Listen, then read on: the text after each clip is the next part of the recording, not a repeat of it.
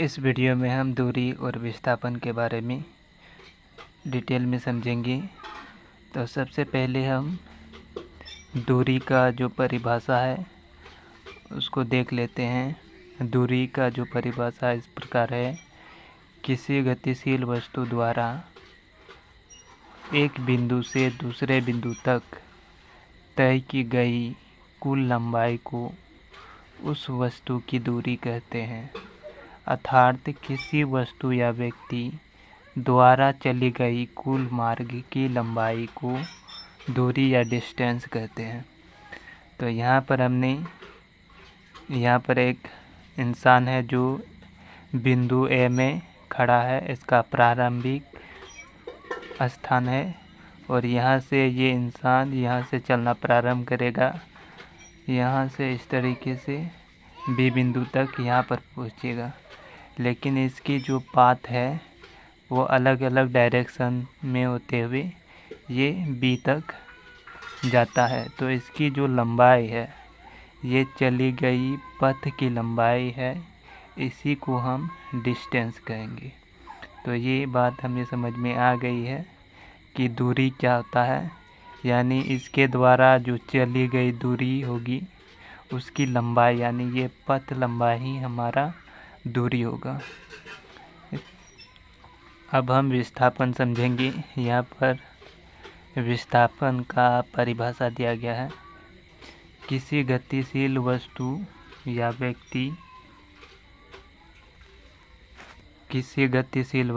व्यक्ति की प्रारंभिक तथा अंतिम स्थितियों के बीच न्यूनतम यानी कम से कम दूरी को विस्थापन कहते हैं। विस्थापन एक सदिश राशि है, इसका जो है परिणाम के साथ इसका दिशा भी होगा। यहाँ पर एक आदमी दिखाए हुए हैं, ये ए बिंदु पर खड़ा है अभी, और ये यहाँ से इस तरीके से चलना प्रारंभ करेगा और ये इस तरीके से बी बिंदु तक पहुँचेगा। लेकिन इसके द्वारा जो चली गई कुल पथ लंबाई होती है वहीं इसका दूरी होगा। लेकिन विस्थापन क्या है? विस्थापन इसका जो प्रारंभिक बिंदु, ये जब ये चलना प्रारंभ करेगा और इसका जो अंतिम बिंदु यहाँ पर है बी, और इनके और ए और बी इन दोनों के बीच अगर एक रेखा खींचेंगे तो इनके बीच की जो लंबाई है इसी को हम विस्थापन कहेंगे। और इसकी जो कुल लंबाई, चली गई कुल लंबाई, इसका दूरी होगा। विस्थापन भी हम समझ गए हैं कि विस्थापन क्या होता है। अब यहाँ पर दूरी और विस्थापन में क्या अंतर है इसके बारे में समझेंगे। यहाँ पर इस तरफ हमने दूरी का जो डिफिनेशन है इधर दिया है, और इधर विस्थापन में जो अंतर है उन दोनों को अलग अलग दिया है। तो यहाँ पर जो है हम दूरी विस्थापन से किस तरीके से अलग है इसके बारे में यहाँ पर लिखे हुए हैं।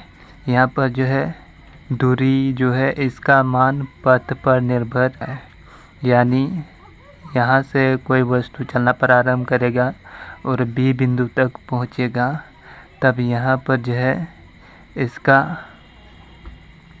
मान जो है पथ पर निर्भर करता है।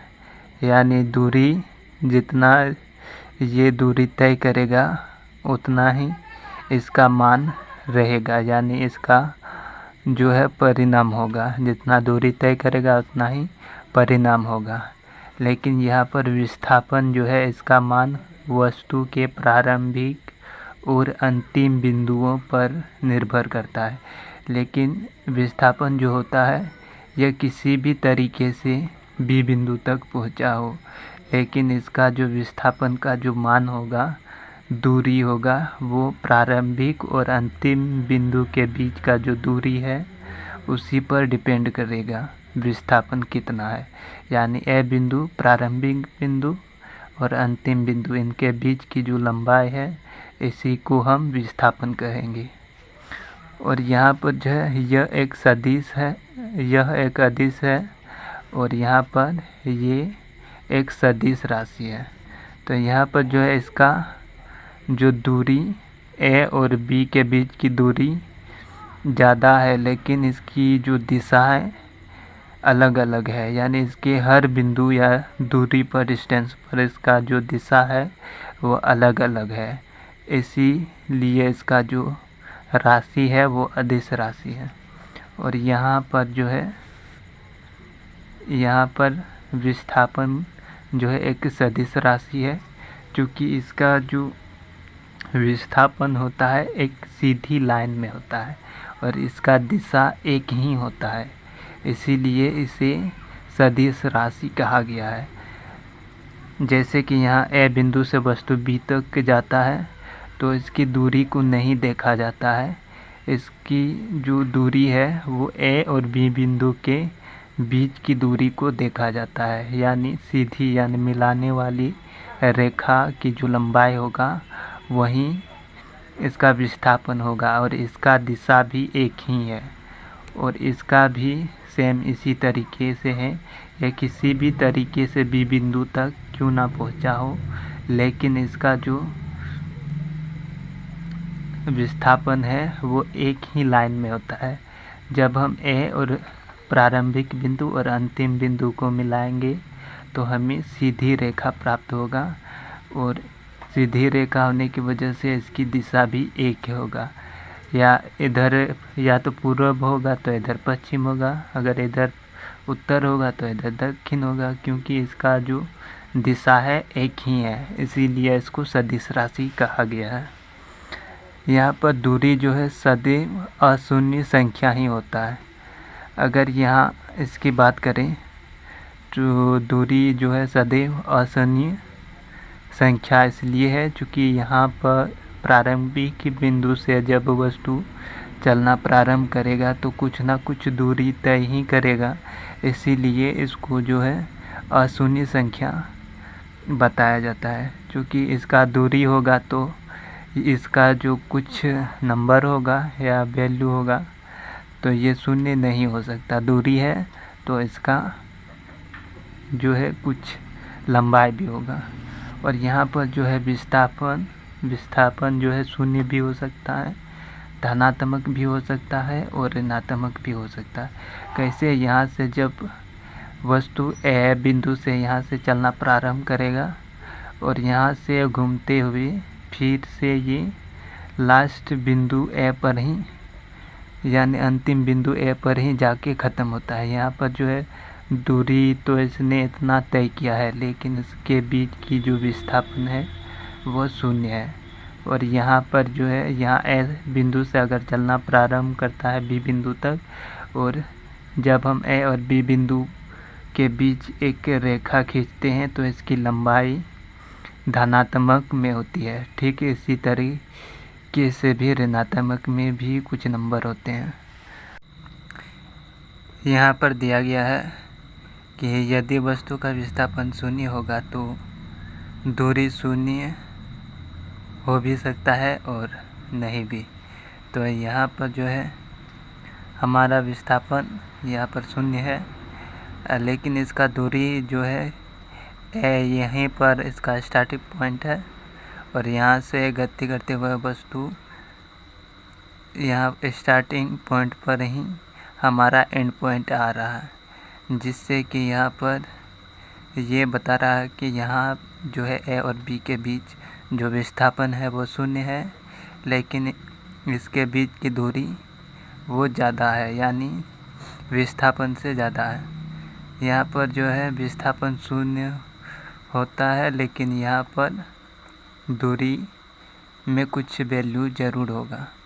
और यहाँ पर जो है दूसरा, अगर विस्थापन हमारा शून्य है, विस्थापन शून्य होने का मतलब ये है कि स्टार्टिंग पॉइंट पर भी यहीं पर है वस्तु और एंड पॉइंट में भी वस्तु इसी पोजीशन में है, तो ये एक बिंदु की तरह है।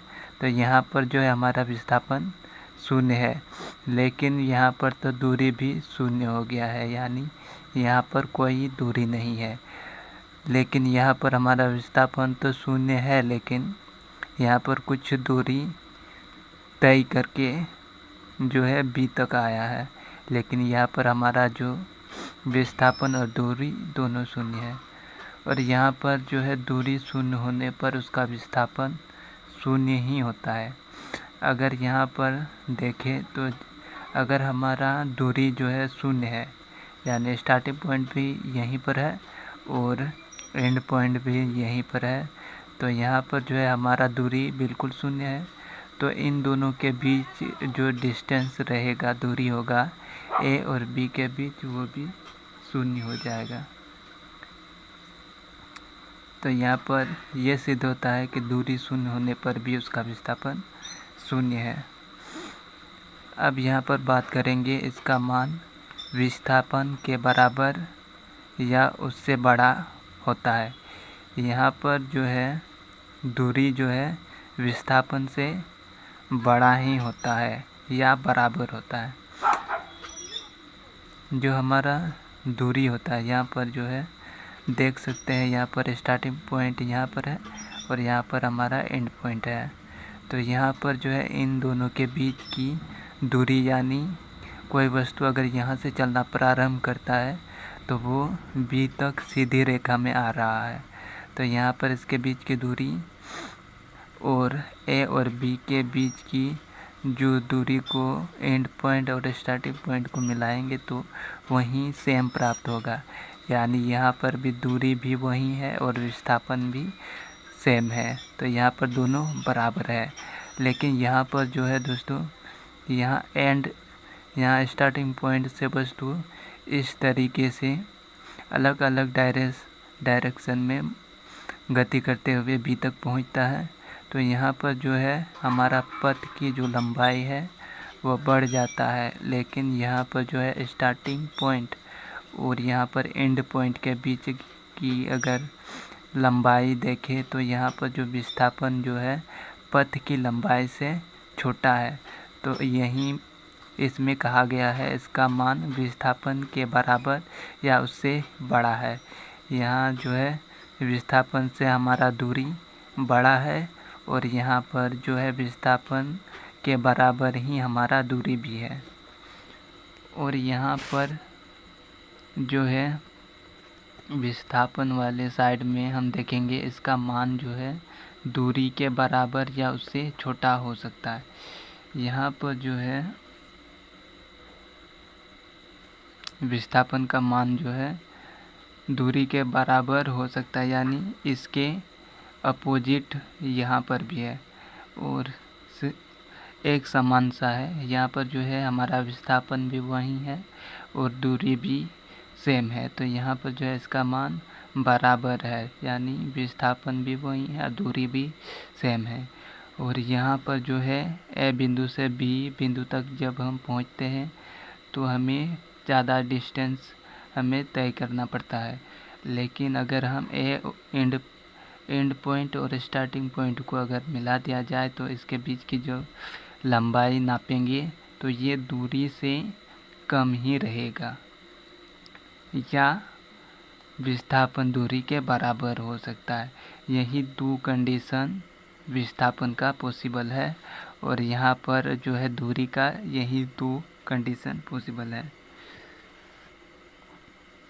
यहाँ पर जो है दूसरा कंडीशन ये है कि यहाँ पर जो हमारा मान लेते हैं यहाँ पर एक लेज़र लाइट है और ये जो है यहाँ से दूरी तय करने, यहाँ से दूरी जो है तय करता है। तो यहाँ पर जो इसकी द्वारा जो तय किया गया दूरी वो सीधी रेखा में है, सीधी रेखा में। अगर इसकी दूरी को नापें तो इसका जो मान लेते हैं यहाँ पर स्टार्टिंग पॉइंट है और यहाँ पर एंड पॉइंट मान लेते हैं लेज़र, यानी लाइट का जो स्टार्टिंग पॉइंट यहाँ पर मान रहे हैं और इसका एंड पॉइंट यहाँ पर मान रहे हैं। अगर हम इसके बीच की विस्थापन नापें और इसके बीच की दूरी और विस्थापन दोनों नापेंगे तो यहाँ पर बराबर हमें प्राप्त होगा। इसका जो मान होगा लंबाई बराबर प्राप्त होगा। इसलिए इसको वेग भी बोल सकते हैं, यानी विस्थापन भी बोल सकते हैं। और दूरी भी बोल सकते हैं, कोई फ़र्क नहीं पड़ता है। एक्चुअली यहाँ पर जो है लाइट का जो प्रकाश है वो विस्थापन ही है, लेकिन हम इसे चाल कहते हैं क्योंकि हमें कहने का जो आदत पड़ गया है चाल, और इस चाल शब्द जो है हमें सुनने में थोड़ा आसान लगता है, इसलिए चाल शब्द का प्रयोग करते हैं। लेकिन ये वास्तव में वेग ही होता है, लाइट का जो स्पीड्स होता है वेग ही होता है, लेकिन हम लाइट का स्पीड बोलते हैं ज़्यादातर कंडीशन में। तो इस वीडियो में इतना ही।